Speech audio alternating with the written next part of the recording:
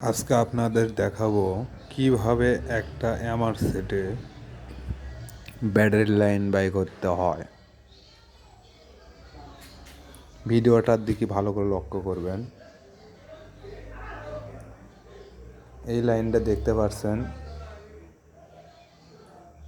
এই জায়গাটাত গেছে। এটা হচ্ছে গিয়ে মূলত পজিটিভ পয়েন্ট, ভেতর দিয়ে এই বোটে আসছে। অনেকে হয়তো মনে করতে পারেন যে এই ক্যাপাসিটারের সাথে দিলেই তো হয়ে যাচ্ছে। না, এইটি যদি দেন অন্যরকম একটা সমস্যা হয়, যে কারণে এই যে একটা স্টেরেন্স দেখতে পাচ্ছেন, এটি মূলত হিট এমনকি শর্ট হয়ে যেতে পারে। সেই কারণে একটি লাইন এই পাশে চলে যায়,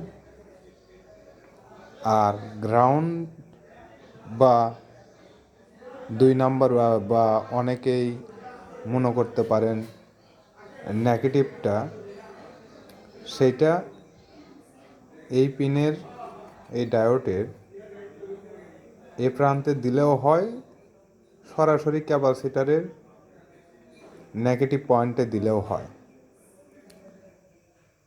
আশা করি ভিডিওটি আপনাদের কাজে লাগবে। ধন্যবাদ।